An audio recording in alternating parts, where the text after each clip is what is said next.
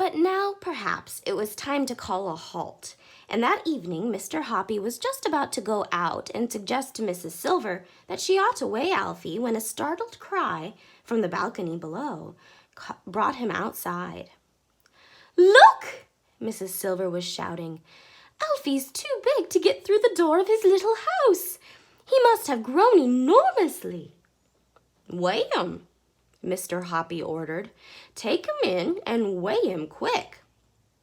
Mrs. Silver did just that, and in half a minute she was back holding the tortoise in both hands and waving it above her head and shouting, "Guess what, Mr. Hoppy? Guess what? He weighs 27 ounces. He's twice as big as he was before. Oh, you darling!" she cried, stroking the tortoise. "Oh, you great big wonderful boy! Just look what clever Mr. Hoppy has done for you."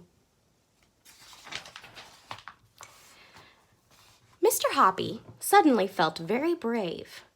"Mrs. Silver," he said, "do you think I could pop down to your balcony and hold Alfie myself?" "Why, of course you can," Mrs. Silver cried. "Come down at once." Mr. Hoppy rushed down the stairs and Mrs. Silver opened the door to him. Together they went out onto the balcony.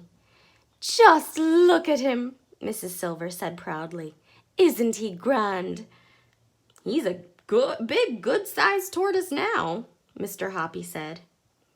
"And you did it," Mrs. Silver cried. "You're a miracle man, you are indeed." "But what am I going to do about this house?" Mrs. Silver said.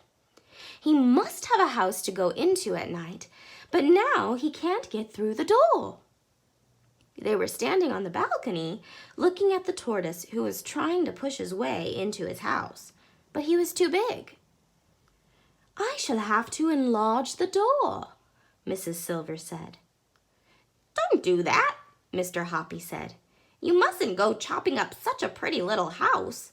After all, he only needs to be just a tiny bit smaller and he could get in easily." "How can he possibly get in smaller?"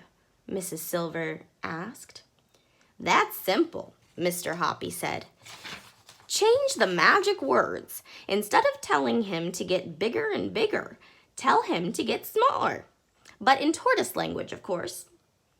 "Will that work?" "Of course it'll work." "Tell me exactly what I have to say, Mr. Hoppy." Mr. Hoppy got a piece of paper and a pencil and wrote, "Esio Trot, teg a tib relums. A tib relums." "That'll do it, Mrs. Silver," he said, handing her the paper. "I don't mind trying it," Mrs. Silver said. "But look here, I wouldn't want him to get titchy small over again, Mr. Hoppy." "He won't, dear lady, he won't," Mr. Hoppy said.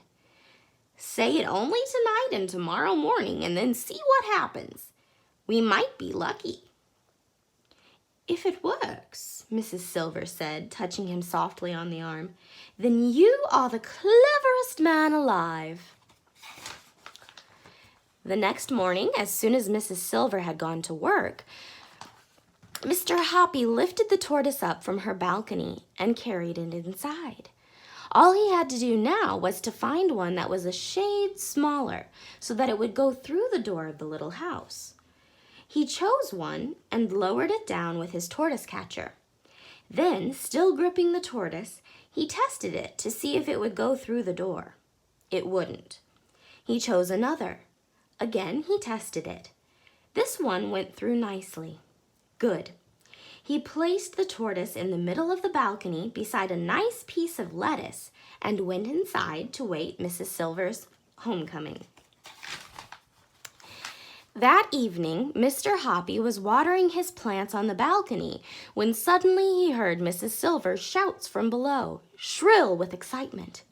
"Mr. Hoppy! Mr. Hoppy! Where are you?" she was shouting. "Just look at this!" Mr. Hoppy popped his head over the railing and said, "What's up?" "Oh, Mr. Hoppy, it's worked!" she was crying. Your magic words have worked again on Alfie. He can now get through the door of his little house. It's a miracle." "Can I come down and look?" Mr. Hoppy shouted back.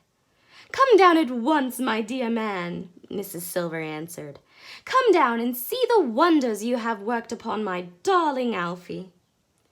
Mr. Hoppy turned and ran from the balcony into the living room, jumping on tiptoe like a ballet dancer between the sea of tortoises that covered the floor. He flung open his front door and flew down the stairs 2 at a time, with the love songs of 1,000 cupids ringing in his ears. "This is it," he whispered to himself under his breath. "The greatest moment of my life is coming up now. I mustn't bish it. I mustn't bosh it. I must keep very calm." When he was 3/4 way down the stairs, he caught sight of Mrs. Silver already standing at the open front door, waiting to welcome him with a huge smile on her face. She flung her arms around him and cried out, "You really are the most wonderful man I've ever met. You can do anything. Come in at once and let me make you a cup of tea. That's the very least you deserve." Seated in a comfortable armchair in Mrs. Silver's parlor, sipping his tea, Mr. Hoppy was all of a twitter. He looked at the lovely lady sitting opposite him and smiled at her. She smiled right back at him. That smile of hers, so warm and friendly, suddenly gave him the courage he needed, and he said, "Mrs. Silver, will you marry me?" "Why, Mr. Hoppy," she cried, "I didn't think you'd ever get round to asking me. Of course I'll marry you." Mr. Hoppy got rid of his teacup, and the 2 of them stood up and embraced warmly in the middle of the room. "It's all due to Alfie," Mrs. Silver said, slightly breathless. "Good old Alfie," Mr. Hoppy said. "We'll keep him forever." The next afternoon, Mr. Hoppy took all his other tortoises back to the pet shops and said they could have them for nothing. Then he cleaned up his living room, leaving not a leaf of cabbage nor a trace of tortoise. A few weeks later, Mrs. Silver became Mrs. Hoppy, and the 2 of them lived very happily ever after. P.S. I expect you are wondering what happened to little Alfie, the first of them all. Well, he was bought a week later from one of the pet shops by a small girl called Roberta Squibb, and he settled down in Roberta's garden. Every day, she fed him lettuce and tomato slices and crispy celery, and in the winters, he hibernated in a box of dried leaves in the tool shed. That was a long time ago.